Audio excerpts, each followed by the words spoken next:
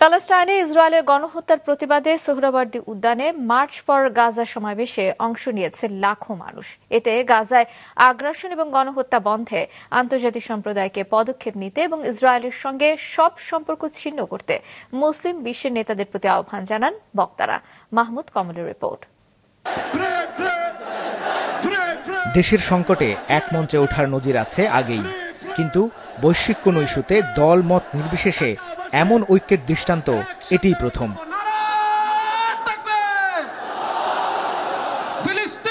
Palestine solidarity বাংলাদেশের আয়োজনে March for Gaza কর্মসূচিতে যোগ দিতে সকাল থেকেই সোহরাওয়ার্দী উদ্যানে জড়ো হন লাখো জনতা। ফিলিস্তিনের মুক্তির স্লোগানে মুখরিত হয়ে ওঠে চারপাশ।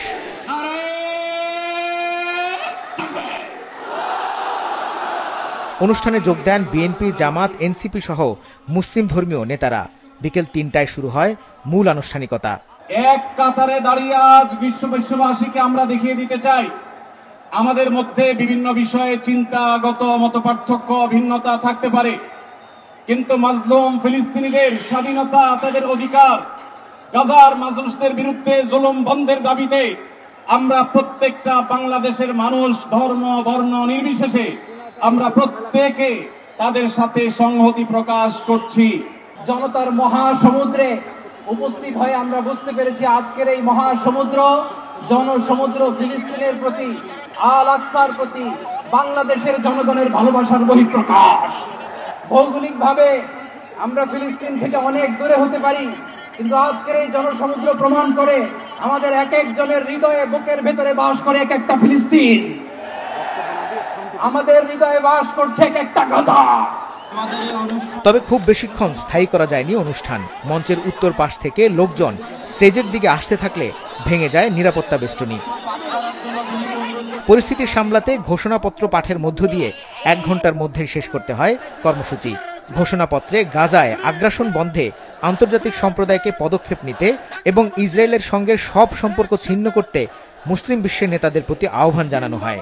জায়নবাদী ইসরায়েলের গণহত্যার বিচার আন্তর্জাতিক আদালতে নিশ্চিত করতে হবে।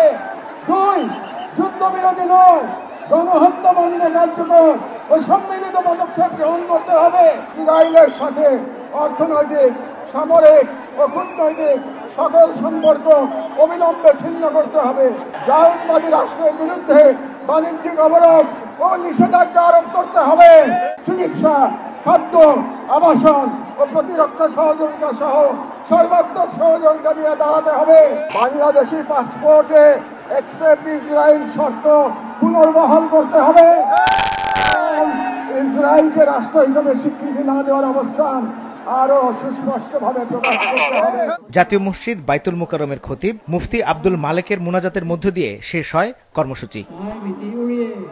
মাহমুদ কমল, মাছরাঙা সংবাদ, ঢাকা।